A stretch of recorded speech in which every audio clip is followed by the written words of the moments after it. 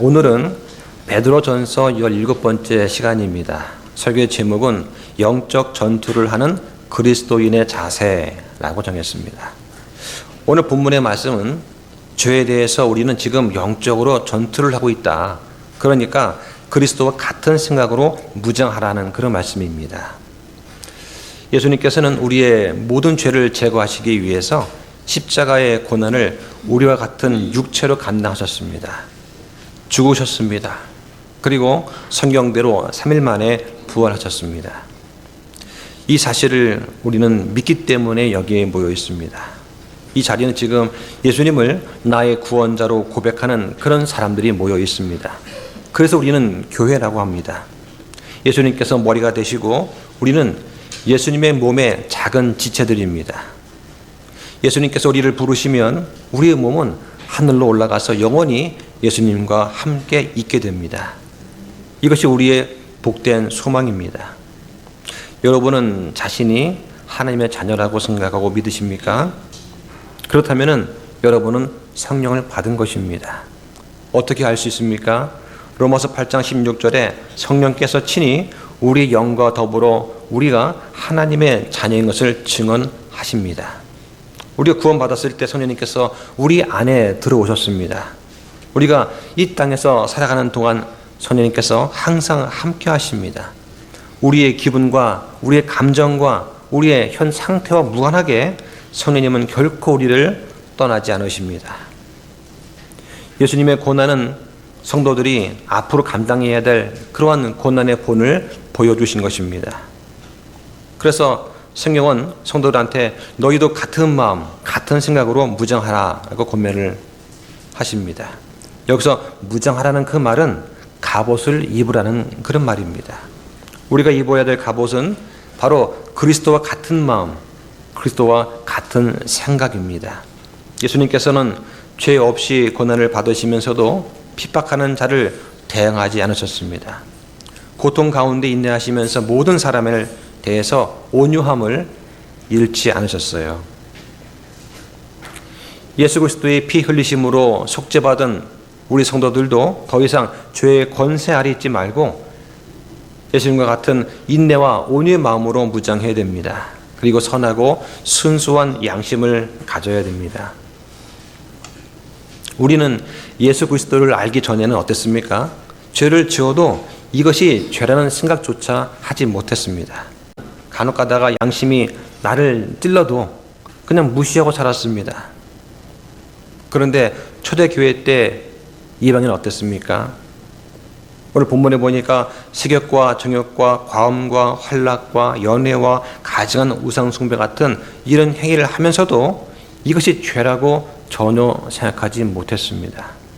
오히려 이방신을 섬기는 의식에서 음란이 공공연하게 행해지고 술 취함과 함께 온갖 퇴폐적이고 타락한 문화가 자리 잡고 있었습니다. 그래서 자신들처럼 한때 이방인이었던 사람들이 그리스도인이 되어서 변화된 삶을 살려고 하니까 이방인들은 이걸 보고서 이상히 여겼다고 성경은 말합니다. 지금도 초신자들이 과거의 습관들을 버리고 다시 태어난 새 사람으로 살려고 하면 어떻습니까? 기존에 교제하던 사람들이 뭐라고 하나요? 우리의 이런 변화된 모습을 보고서 응원하는 것이 아니라 이상히 여기고 비방을 합니다. 다시 예전 생활로 돌아오라고 유혹하기도 하고 협박을 하기도 하는 것이죠. 교회 안에 항상 계시던 분들은 잘 이해하지 못하겠지만 세상에 속해본 분들은 이 세상의 타락한 문화가 얼마나 더러운지 아마 아실 것입니다. 성경은 뭐라고 합니까? 어떤 시험이 와도 다시 과거의 모습으로 돌아가면 안 된다라고 말을 합니다. 한 번, 두 번 실수하는 적이 있다 하더라도 결코 포기하지 말고 끝까지 싸워 승리하라고 말씀을 하시는 거예요. 왜냐하면 마지막 때에 예수님께서 심판하실 때 사람들은 자신의 죄를 시인하고 불법을 숨기지 않고 죽게 다 자백하고 심판받게 될 거라고 성경은 말씀하시기 때문입니다. 믿는 사람들은 주님이 다시 오시는 그날에 부활 또는 휴거되어서 그리스도의 심판 속에서 보상을 받게 됩니다. 그런데 믿지 않고 죽은 사람들은 어떻습니까? 크고 흰 왕자 심판 때 저주의 부활을 통해서 영원한 형벌을 받게 되는 것입니다. 그러므로 주를 두려워하라고 성경은 말씀을 합니다. 오늘 우리는 먼저 죄가 뭔지 정확히 알 필요가 있습니다. 죄에 대해서 민감해져야 됩니다. 우리는 죄와 죄들이 뭔지 구분할 수 있어야 됩니다. 그리고 내가 지은 이 죄의 유혹을 어떻게 극복할 수 있는가? 또 죄와 죄들에 대한 하나님의 해결책은 무엇인가? 내가 지은 이 죄에 대해서 어떻게 처리를 해야 되는가? 다시 말해서 성도는 어떤 사람인가? 이런 것들을 먼저 말씀을 드리려고 합니다. 그 다음에 본문을 한 절씩 읽어 나가면서 설명을 드릴까 합니다. 에스라 성경 사전에 보면 죄라고 하는 것을 이렇게 설명하고 있습니다. 죄라고 하는 것은 하나님의 법에 위배되거나 이것과 비교해서 부족한 것으로 드러나는 생각과 말과 욕망, 행동이라고 말을 합니다. 성경에서 죄는 다른 이름으로 불법, 범죄, 허물, 빚, 불순종, 반역, 거역, 실족, 완고, 무지, 위선 이런 이름으로 불립니다. 한마디로 하나님의 거룩한 수준에 이르지 못하는 것, 이것을 죄라고 하는 것입니다. 그리스도로는 죄가 관역을 벗어났다라고 말을 합니다. 사도 바울은 모든 사람의 죄를 지어 하나님의 영광에 이르지 못했다고 말을 합니다. 그래서 죄가 하나님의 영광에서 벗어난 것임을 말하는 것입니다. 기독교를 제외한 세상의 모든 종교는 선행을 통해서 죄를 덮거나 죄값을 낮추려고 합니다. 그러나 성경은 아무리 선한 사람도 다 주님 앞에서 죄인이라고 말을 합니다. 예를 들면 기차의 출발 시간이 오후 5시인데 1분이 지나서 온 사람이나 1시간 지나서 온 사람이나 똑같이 기차를 놓친 것으로 비유할 수 있습니다. 기차를 타려면 5시까지 와야 하는 것이죠. 세상의 종교는 선행과 행위를 통해서 이 기준, 이 관역에 얼마나 가깝게 근사하게 갈 수 있는가 하는 것을 보여줍니다. 관역을 맞추지는 못해도 비슷하게만 하면 된다는 것이죠. 그래서 공덕을 쌓고 선행을 하라고 말을 하는 것입니다. 성경이 말하는 죄는 그렇지 않습니다. 세상에 정한 죄는 사람들의 법규나 기준에 의해서 결정이 됩니다. 예를 들어서 사람을 다치게 하고 피해를 주어도 그것이 다치게 할 의도가 있었느냐 없었느냐, 관련 법규와 처벌 조항이 있느냐 없느냐, 또는 유능한 변호사를 썼느냐 안 썼느냐에 따라서 유죄가 되기도 하고 무죄가 되기도 합니다. 그러나 성경은 그 기준, 이 관역 자체를 맞추어야 구원받을 수 있다고 말을 합니다. 근데 문제가 무엇입니까? 이 죄의 본성을 가진 사람은 그 누구도 이 기준을 맞출 수가 없다는 것입니다. 그래서 죄가 없으신 예수님께서 대신 그 기준을 맞추어 주셔야만 했습니다. 누구든지 예수님이 하신 그 일을 믿으면 구원을 받는다라고 성경이 말씀을 합니다. 죄의 형벌과 이 권능에서 벗어나서 자유를 얻을 수 있는 유일한 길은 무엇입니까? 바로 죄 없는 상태에서 사탄의 가장 큰 무기인 이 사망을 이기고 부활하신 예수님을 믿고 신뢰하는 것입니다. 하나님의 법을 어긴다는 측면에서 이 죄는 범법이라고 불립니다. 또 영원한 정직함에서 벗어난다는 뜻으로 불법 혹은 불의라고 불립니다. 이런 말이 나오면 죄와 관련된 거라고 생각하시면 됩니다. 모든 죄는 아담으로부터 모든 사람한테 전달되는 그런 부패가 근원입니다. 그래서 원죄라고 불리기도 합니다. 모든 사람은 이 원죄 때문에 육체의 죽음을 당하게 됩니다. 하지만 모든 사람은 이 원죄 때문에 지옥 가는 것이 아닙니다. 지옥 가는 것은 모두가 자기가 지은 자기의 죄 때문에 하는 것입니다. 회개 보고할 수 없는 그런 어린 아이나 정신 박약하나 낙태된 아이들은 모두 구원받습니다. 성경은 죄를 가리켜서 육 혹은 육신이라고 하고 죄와 사망의 법이라고 말합니다. 이 죄의 형벌은 무엇입니까? 사망입니다. 하나님은 분명히 아담의 죄를 지으면 죽으리라고 말씀하셨습니다. 그래서 죄를 짓는 죄를 짓는 사람은 반드시 죽게 됩니다.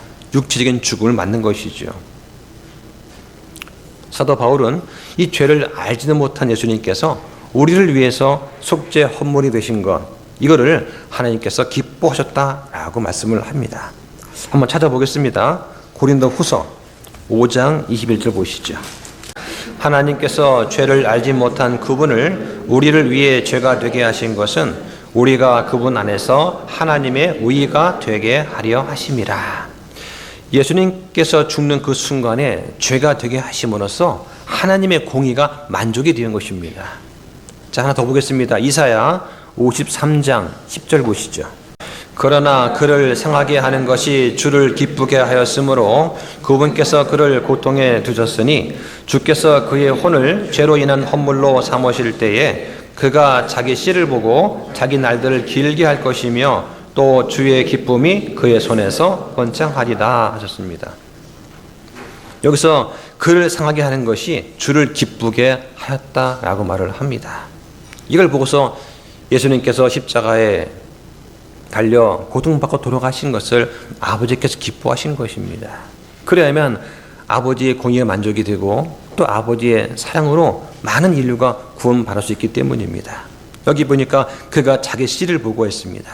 이것은 예수님을 믿는 그 사람들의 부활을 암시하는 것입니다. 자기 날들을 길게 한다고 했습니다. 예수님께서 부활, 승천, 재림하신 후에 영원히 그분의 왕국을 다스리게 되시는 것입니다.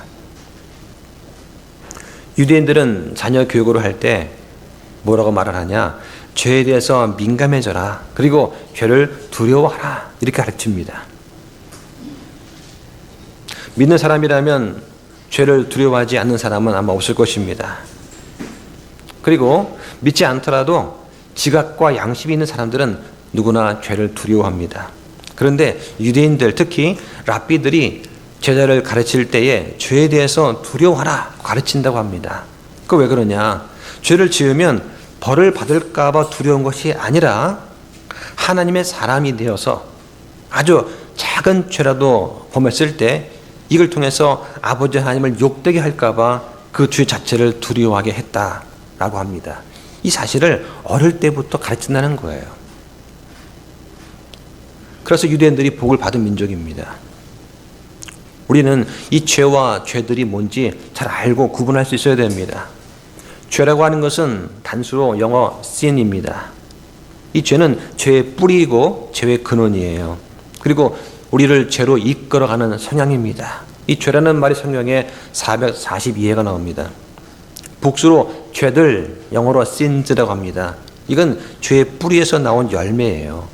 성경에 172회가 나옵니다.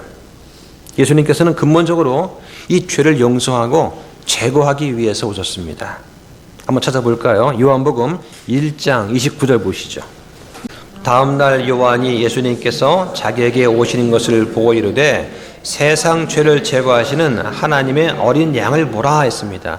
여기 말한 세상 죄가 무엇입니까? 창세 이후에 지은 사람의 모든 죄를 말하는 것입니다. 자, 하나 더 보겠습니다. 요한 1서 보시죠. 요한 1서 2장 2절 보십시오. 그분은 우리 죄들로 인한 화해 헌물이시며 우리 죄들뿐만 아니요 또한 온 세상 죄들로 인한 화해 헌물이시니라. 여기 보니까 우리 죄 또 온 세상 죄들이라고 했습니다. 구원받기로 예정된 사람만을 위해서 십자가에서 속죄하신 것이 아닙니다. 구원받기로 예정된 사람만을 위해서 돌아가셨다라고 하는 주장을 제한 속죄설이라고 합니다. 이건 이중 예정설이에요. 이건 칼빈주에서 말하는 것입니다. 성경은 그렇게 말하지 않습니다. 우리 죄와 온 세상 죄들로 인해서 예수님께서 화해 헌물이 되었습니다. 사도 바울은 로마서에서 이 죄들에 대해서 뭐라고 말하냐? 죄들은 용서받아야 할 대상이다 라고 말을 합니다. 죄들을 일으키는 근본 원인인 이 죄는 해방되어야 될 대상이다 라고 말을 하는 거예요. 죄들은 용서받는 것이고 죄는 해방되어야 되는 것입니다. 해방이라는 단어가 신약에만 6번 나오는데 모두 로마서에 나옵니다. 6장 7절에 죽은 자는 죄로부터 해방되었느니라. 18절에 죄로부터 해방되어 의의 종이 되었다라고 말씀을 합니다. 성경은 이 죄 용서나 죄 사면에 대해서 말씀하지 않습니다. 죄들의 용서, 죄들의 사면에 대해서 말씀을 하는 거죠. 정리하면 죄들은 밖에 있는 것이고 용서의 대상입니다. 죄는 안에 있는 것이고 해방의 대상이에요.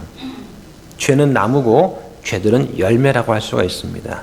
그럼 이러한 죄와 죄들에 대해서 하나님은 어떻게 해결책을 갖고 계시냐 말씀을 드리겠습니다. 우리의 모든 죄들은 그리스도의 피로 용서가 됩니다. 오직 그리스도의 피로만 용서가 됩니다. 자, 그 보시죠. 요한일서 1장 7절 보시죠. 그러나 그분께서 빛 가운데 계신 것 같이 만일 우리가 빛 가운데서 걸으면 우리가 서로 교제하고 또 그분의 아들 예수 그리스도의 피가 모든 죄에서 우리를 깨끗하게 하시느니라 그 말씀하십니다. 그럼 죄는 어떻습니까? 죄는 그리스도의 십자가의 죽음을 통해서 우리를 죄에서 해방시켰습니다. 사람은 죄인으로 태어나기 때문에 죄들의 열매를 맺는 것입니다. 원래 죄가 없는데 죄들을 지어서 죄인이 된 게 아니에요. 사람은 구원은 받았지만 우리 현실은 어떻습니까? 여전히 육신이 있습니다. 즉 죄가 남아 있습니다. 우리는 성화를 통해서 죄에 대해서 한번 죽은 것으로 여겨야 된다라고 말씀을 하세요. 한번 볼까요? 로마서 6장 11절 보시죠. 이와 같이 너희도 너희 자신을 죄를 향해서는 참으로 죽어 있지만 하나님을 향해서는 예수 그리스도 우리 주를 통해 산자로 여길지어다. 여기 여긴다는 말은 뭐냐? 믿고 알고 여기라는 그런 말이에요. 죄를 향해서는 죽어 있는 것으로 우리는 여겨야 됩니다. 바울의 고민이 있어요. 바울은 로마서 7장에서 어떻게 말을 합니까? 오, 나는 비참한 사람이로다. 이 사망의 몸에서 누가 나를 구출하랴 고 합니다. 바울은 우리 안에 속사람이 있고 또 겉사람이 있다는 것을 알고 있었습니다. 옛 성품과 새 성품이 서로 싸운다는 것을 알고 있었어요. 그래서 바울의 믿음이 이런 고백을 합니다. 그래서 로마서 8장 1절에 이렇게 말을 합니다. 그러므로 이제 그리스도 예수님 안에 있는 자들한테는 정죄함이 없나니 그들은 육신을 따라 걷지 아니하고 성령을 따라 걷는다고 말씀을 하시는 거예요. 구원의 관점에서 볼 때 그리스도 안에 있는 사람들은 결코 정죄함이 없습니다. 중요한 것은 뭐냐? 믿는 사람의 위치는 주님 앞에서 확고합니다. 안정되어 있습니다. 보장되어 있어요. 그런데 상태는 어떻습니까? 계속해서 변한다는 것을 기억하셔야 됩니다. 우리를 의롭다고 여겨주시는 것, 칭의는 우리의 죄와 죄들의 문제를 일시에 해결해 주셨습니다. 그래서 구원받은 사람은 주님의 편에서 볼 때는 위치적으로는 의인이에요. 그런데 옛 본성이 나를 지배하느냐, 새 본성이 나를 지배하느냐에 따라서 나의 상태는 죄를 짓기도 하고 죄를 짓지 않기도 합니다. 우리는 죄와 죄들을 잘 구분할 수 있어야 됩니다. 성도는 어떤 사람들입니까? 이미 그리스도와 함께 십자가에서 옛사람을 처리해서 죽은 사람들이에요.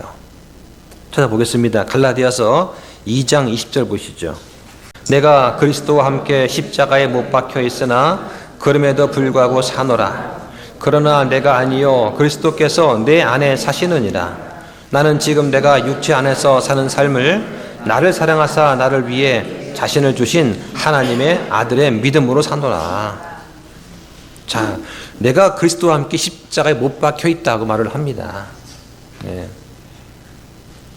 우리 옛사람은 십자가에 못 박혀 죽었습니다. 죄가 나를 유혹할 때 나는 이미 죽은 사람이다 라고 선포할 수 있어야 되는 것입니다. 자꾸 옛 성품이, 옛사람이 우리를 유혹할 때 그럴 때 나는 죄에 대해서 이미 죽은 사람이다 라고 선포할 수 있어야 한다는 그런 얘기예요. 그래서 어느 책에 보니까 이런 말이 있습니다. 방탕한 삶을 살다가 회개하고 돌아온 어떤 여자가 있었는데 친구들이 자꾸만 전화를 해서 즐거웠던 옛 생활 돌아가자라고 하는 거예요. 오늘 주일이 되었습니다. 옷을 입고 교회를 가려고 나오는데 전화가 왔어요.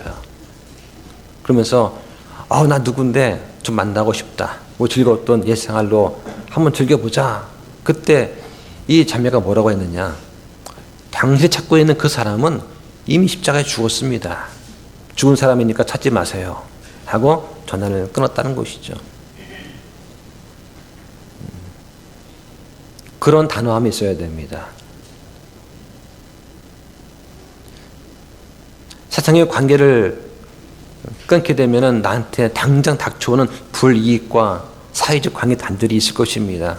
그런데 그 관계가 하나님 보시기 옳지 않은 관계라면 단호히 끊을 수 있어야 됩니다. 그런 악한 사람들과의 교제는 하지 말아야 되는 것입니다. 그래서 죄에 대해서 내가 죽은 것으로 여겨야 한다는 그런 말씀이에요. 우리 옛사람은 십자가에 못 박혀 있다는 것을 항상 기억하셔야 됩니다. 우리가 사는 것은 우리의 알량한 믿음이 아니라 바로 예수 그리스도의 믿음으로 사는 것입니다. 옛사람을 죽은 것으로 처리한 그런 사람은 어떠냐?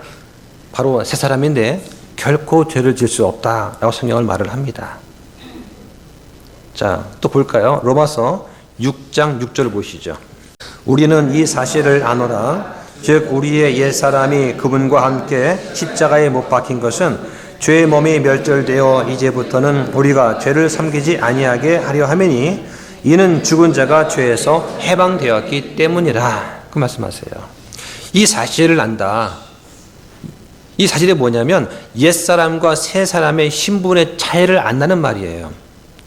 우리 옛사람, 즉 아담에 속한 것이 그분과 함께 십자가에 못 박힌 것은 죄의 몸이 멸절되어서, 즉 죄의 몸이 효력을 발휘하지 못하게 되어서, 물론 죄의 본성은 사라지는 않습니다. 그러나 우리가 죄를 섬기지 않게 되었습니다. 왜냐? 우리가 죄로부터 해방되었다라고 성경이 말씀을 하시는 거예요. 또 하나 보겠습니다. 요한 1서 3장 6절과 9절 보시죠. 누구든지 그분 안에 거하는 자는 죄를 짓지 아니하였나니 누구든지 죄를 짓는 자는 그분을 보지 못하였고 알지도 못하였느니라. 자, 9절 보시죠. 시작. 누구든지 하나님에게서 태어난 자는 죄를 범하지 아니하나니 이는 그분의 씨가 그의 안에 머물러 있기 때문이라. 그는 하나님에게서 태어났으므로 죄를 지을 수 없느니라. 자, 지금 새 사람이 어떤 사람인가를 말하고 있어요. 그분 안에 거하는 자는 죄를 짓지 않는다. 새 사람은 죄를 짓지 않습니다. 우리가 예수님 믿게 되면 우리 안에 성령님께서 새 사람을 창조하시는 거예요. 이 사람은 결코 죄를 짓지 않는 겁니다. 예수님 믿지 않는 사람은 새 사람이 존재하지 않습니다. 오직 믿는 사람한테만 이런 갈등이 존재하는 거예요. 그래서 하나님에게서 태어난 자, 이 새 사람은 죄를 범하지 않는다라고 말씀을 하십니다. 그래서 그분의 씨, 즉 성령님의 말씀이 그의 안에 머물러 있기 때문이라고 말씀을 하는 거예요. 구원은 받았지만 내가 성경을 읽지 않고 공부를 하지 않아서 말씀이 내 안에 없으면 무엇이 죄인지 아닌지 구분을 못하게 되는 거예요. 그래서 말씀을 공부를 해야 되는 것입니다. 자, 지금까지 죄에 대해서 말씀을 드렸어요. 자, 오늘 본문 들어가겠습니다. 베드로전서 4장 1절 보시죠. 그런즉 그리스도께서 우리를 위해 육체 안에서 고난을 당하셨으니 그와 같이 너희도 같은 생각으로 무장하라. 이는 육체 안에서 고난을 당한 자가 이미 죄를 그쳤기 때문이라 말씀하십니다. 이 1절 말씀은 우리가 고난에 대해서 같은 생각으로 무장하라고 말씀하세요. 무장이 무엇입니까? 공격하기 위한 것이 아니라 방어하기 위한 것입니다. 갑옷 같은 것입니다. 성경은 그리스도인이 갖춰야 될 갑옷으로 같은 생각, 그리스도께서 갖고 계셨던 그 생각을 가지라고 말씀을 하시는 거예요.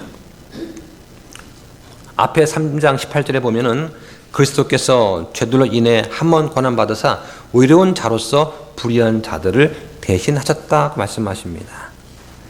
예수님께서 우리를 위해서 고난받고 죽으셨기 때문에 우리도 같은 생각과 같은 마음으로 무장해야 됩니다. 다시 말하면 우리도 죄에 대해서 죽은 자로 여겨야 한다는 그런 말씀입니다. 죽은 자는 죄에서 해방되었다. 로마서 6장 7절 말씀합니다. 자꾸 죄가 생각나고 죄가 나를 유혹할 때 나는 죄에 대해서 죽었다고 여기고 선포할 수 있어야 됩니다. 그래야 죄가 내 앞에서 알짱거리지 않아요. 우리가 주님의 뜻에 합당하게 살기 위해서는 우리는 죄를 지으면 안 됩니다. 여기 보니까 육체의 고난을 당하는 자는 죄를 그쳤다라고 말씀을 합니다. 이게 무슨 말씀일까요? 하나님께서 적당한 고난을 우리 삶에 주셔야만 죄로부터 우리가 벗어날 수 있다는 그런 말입니다.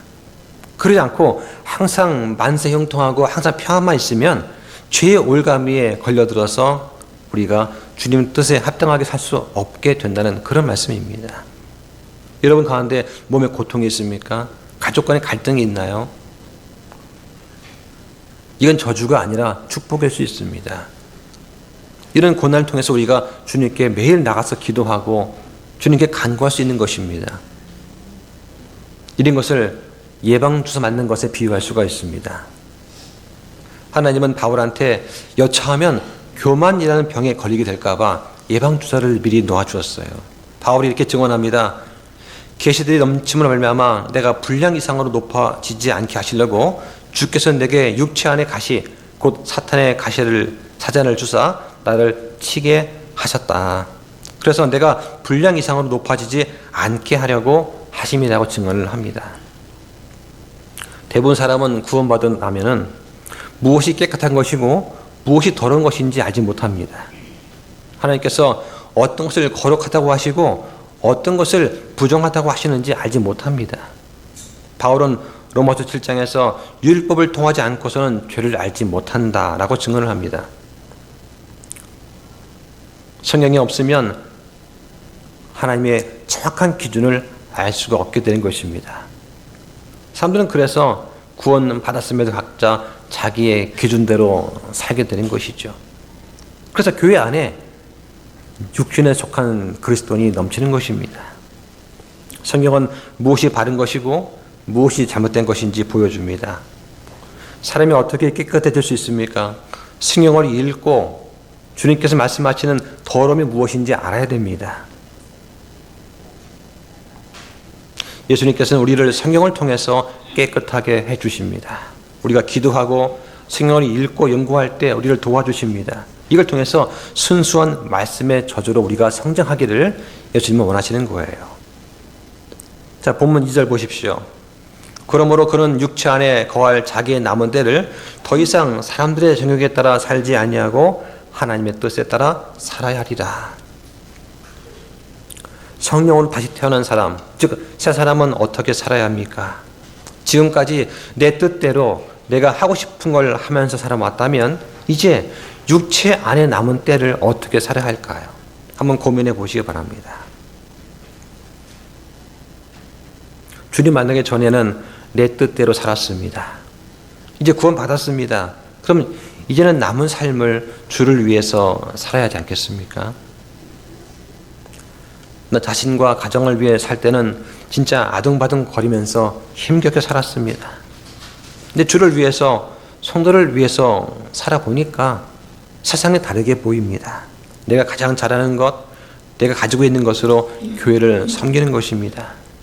얼마나 즐겁습니까? 나의 옛사람은 죽었고 우리는 새로운 삶의 기회를 얻었습니다. 그럼 어떻게 살아야 될까요? 이걸 한번 진지하게 생각해 보시기 바랍니다. 이제부터는 이방인처럼 살지 않고 주님의 뜻에 따라서 거룩하고 흠이 없는 이런 새 사람의 삶을 살아야 되겠다라고 다짐을 또 해보게 됩니다. 성경에서 말하는 하나님의 뜻이 있습니다. 제임스 낙스 목사님이 쓰신 하나님의 뜻이라는 그 책이 있어요. 한 50페이지 됩니다. 이 소책자를 제가 교회 카페에 올려놨습니다. 한번 들어가셔서 한번 읽으시면 참 좋겠습니다. 성경에서 말하는 하나님의 뜻, 첫 번째는 악한 현 세상에서 구원받는 것입니다. 두 번째는 교회로 함께 모이는 것입니다. 세 번째는 내가 아닌 하나님과 다른 사람을 섬기는 것입니다. 네 번째는 나의 세대를 섬기는 것입니다. 다섯 번째는 모든 일에 감사하는 것입니다.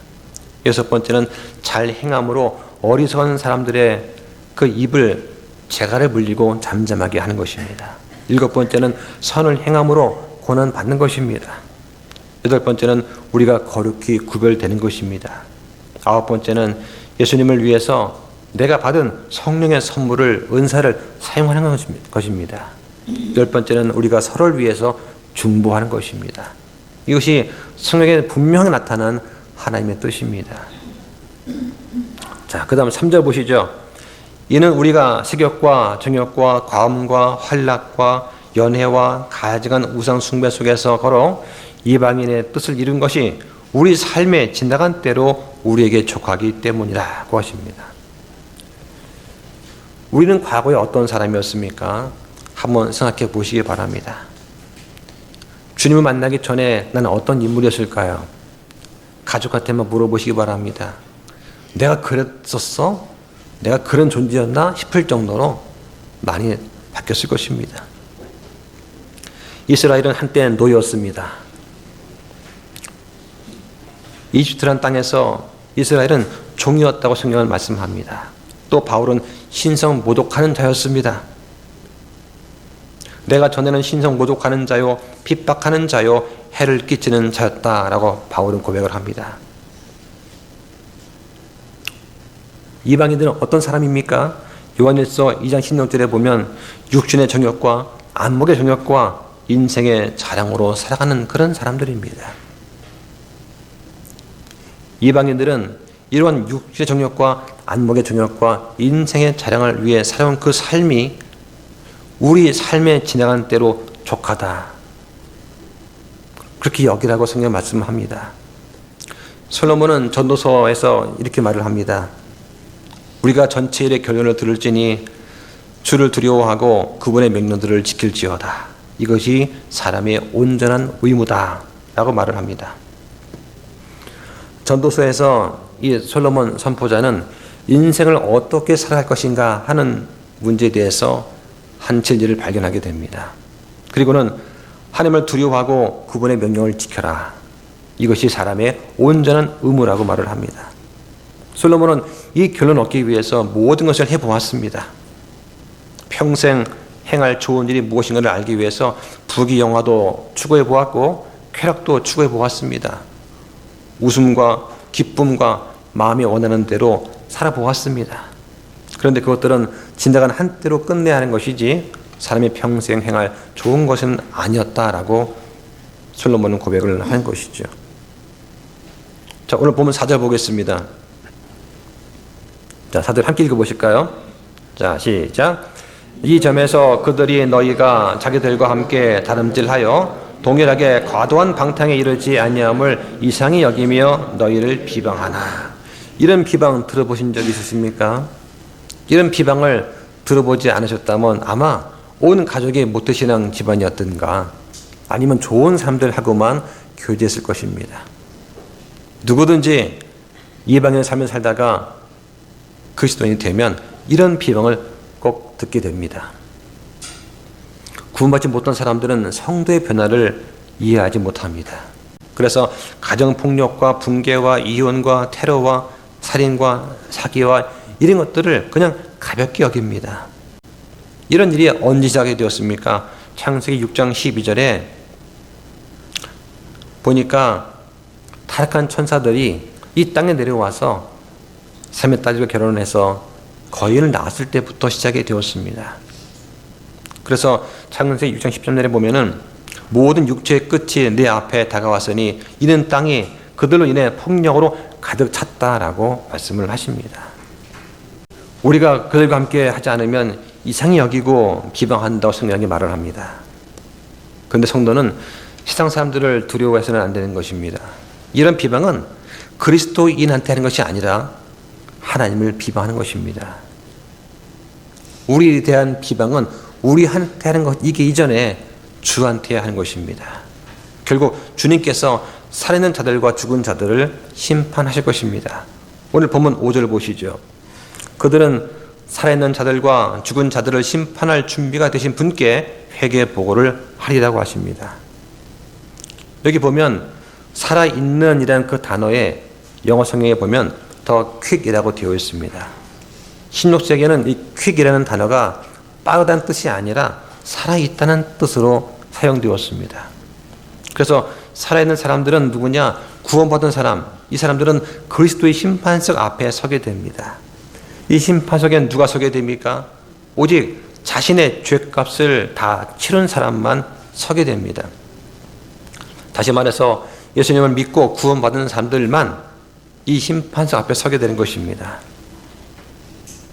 그리고는 회개 보고를 하게 되는 것입니다. 주님께서 나에게 주신 내 시간과 내 재물과 내 생명과 내 건강과 내 직업을 가지고 한 믿음의 모든 행위에 대해서 우리는 회개 보고를 하게 되는 것입니다. 믿는 사람의 죄와 죄들은 십자가에서 이미 다 대가를 치루었습니다. 죄가 제거되었습니다. 그래서 사람은 그리스도의 몸 안에 들어가게 되는 것입니다. 부활 또는 휴거돼서 하늘 올라갑니다. 또 죄들이 제거되었습니다. 이 사람은 보상을 얻게 되는 것입니다. 그래서 하늘 왕국에서 기쁨을 누리게 된다고 성경의 말씀을 하는 거예요. 그럼 믿지 않고 죽은 자들은 어떻게 될까요? 이 사람들은 크고 흰 왕자 앞에서 심판을 받게 됩니다. 한번 찾아볼까요? 계시록 20장 11절 보시죠. 또 내가 크고 흰 왕자와 그 위에 앉으신 분을 보았는데 땅과 하늘이 그분의 얼굴을 피해 물러가서 그것들의 자리가 보이지 아니하니라. 또 내가 보니 죽은 자들이 작은 자나 큰 자나 하나님 앞에 서 있는데 책들이 펼쳐져 있고 또 다른 책, 즉 생명책이 펼쳐져 있더라. 죽은 자들이 자기 행위들에 따라 그 책들에 기록된 그것들에 근거하여 심판을 받았더라. 여기 나오는 심판은 믿지 않고 죽은 사람들을 말하는 것입니다. 그래서 그 결말이 어떠냐? 그 15절에 보면 누구든지 생명책에 기록된 것으로 드러나지 않는 자는 불호수에 던져지리라. 이게 바로 믿지 않고 죽은 자들의 결말입니다. 자, 오늘 본문 6절 다시 보시죠.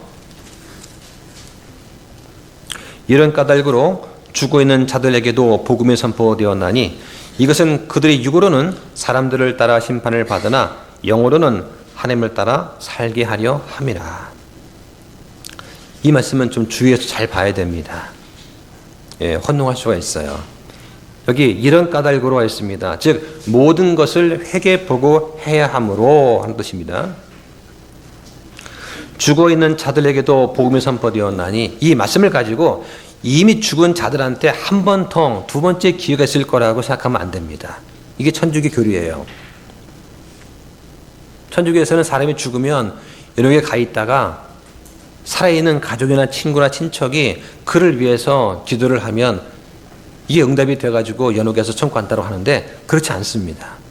이미 죽은 사람은 기회가 없어요. 성경은 죽은 자들한테 죽은 이후에 구원의 복음이 전해질 거라고 결코 말하지 않습니다. 그럼 여기에 죽어 있는 사람은 누구냐? 베드로 당시에 이미 구원받고 죽어 있는 사람들입니다. 이 사람들은 살아있는 동안에 복음을 듣고 회개했습니다. 다만 그리스도의 재림이 임하기 전에 죽은 그런 그리스도인이에요. 그래서 육으로는 사람들 따라 심판을 받으나 아담으로 인한 그 원죄 때문에 모든 인류는 육체적인 죽음을 겪게 됩니다. 예외가 없습니다. 그래서 육체적으로는 사람들의 판단을 받고 또 고난을 당합니다. 그런데 영어로는 하나님을 따라서 살게 하려 함이라고 합니다. 비록 육체적인 죽음을 당해서 죽어 있을지라도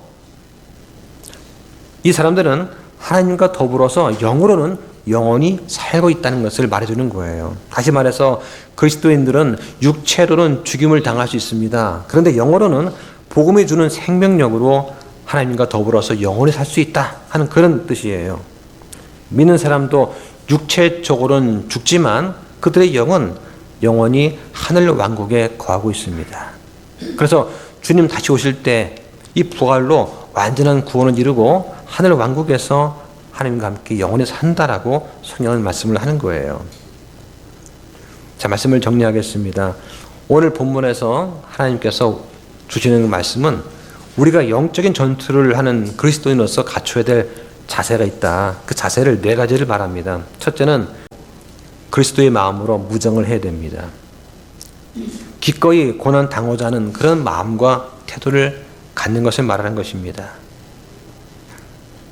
또한 이것은 예수님 자신의 태도이기도 했습니다.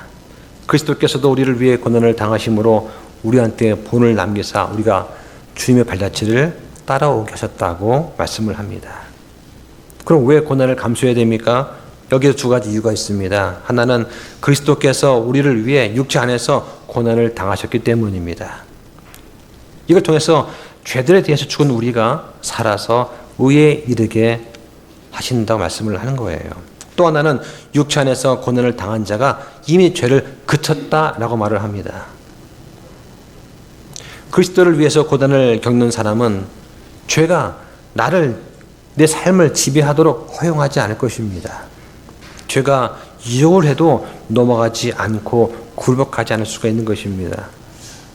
두 번째는 죄에 대해서 우리는 맞서 싸워야 됩니다.